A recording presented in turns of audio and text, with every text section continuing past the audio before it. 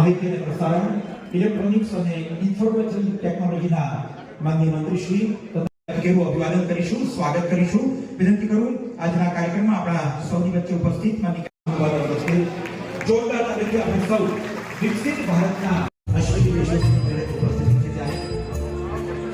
નિમુબેનની શપથ લઈને આવે છે સંસદના, પણ આપણે આનંદ માનનીય મેયરશ્રી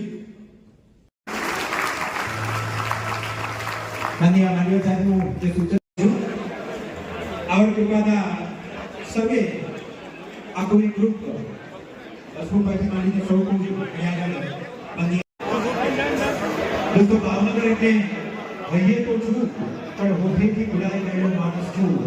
હું મારા ડાબા હાથે ક્યાંક મુકાઈ ગયેલો માણસ છું.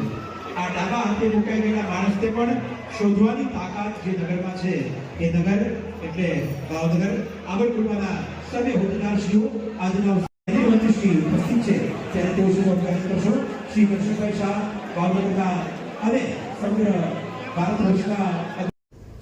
साथियों, सबसे पहले हमको आज के विश्व के परिदृश्य की बात करते हैं अपन, और उसमें भारत का क्या रोल है, भारत किस तरह से क्या रोल कर सकता है और आप उसमें रोल में क्या कर सकते हो, हमारी क्या जिम्मेदारी, आपकी क्या जिम्मेदारी है, हम सब मिलकर क्या कर सकते हैं, वो विषय रखूंगा. दूसरा विषय रखूंगा रेलवे से संबंधित, तीसरा विषय रखूंगा आईटी सेमीकंडक्टर से संबंधित. ये 3 विषय में रखूंगा. पहला विषय रखता हूं, हम सबने कुछ वर्षों पहले कोविड का एक समय देखा, जब कोविड विश्व में बड़ी महामारी के रूप में आया, जो कि 1000 वर्षों में एक बार आता है. इस तरह की बड़ी वो महामारी थी. सारी दुनिया एक तरीके से बंद हो गई और इकोनॉमिक एक्टिविटी जो कि बहुत स्मूथ तरीके से चलती थी, वो सारी की सारी इकोनॉमिक एक्टिविटी एक समय के लिए बंद हो गई. दुनिया में ऐसा कोई उदाहरण नहीं था पहले. इस तरह की परिस्थिति में क्या करना चाहिए, उसकी कोई प्लेबुक नहीं थी, कोई एसओपी नहीं थी, कोई नियम नहीं थे. उस वक्त इस पूरी आर्थिक परिदृश्य को कैसे संभालना, वो एक ऐसा चैलेंज था जो विश्व में सबके सामने था. हेल्थ का चैलेंज अलग था, लॉजिस्टिक्स का चैलेंज अलग था, अर्थव्यवस्था को कैसे संभालना वो एक अलग तरह का चैलेंज था, क्योंकि वो चैलेंज अभी तक विश्व ने 2-3 हजार साल के इतिहास में कभी नहीं देखा था. ऐसा चैलेंज,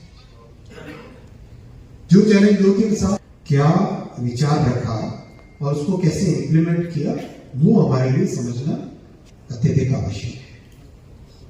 जब सारी दुनिया के बड़े बड़े विद्वान कह रहे थे कि मनी प्रिंट करो, मनी क्रिएट करो और डिस्ट्रीब्यूट कर दो, तब मोदी जी ने बहुत ही सोचा समझा सुविचारित निर्णय लिया, जो कि दुनिया से अलग था. हम सब जानते हैं कैपिटल हमेशा एक लिमिटेड होता है. कैपिटल कभी अनलिमिटेड हो नहीं सकता. चाहे देश हो, चाहे बिजनेस हो, चाहे घर हो, कैपिटल हमेशा लिमिटेड होता है.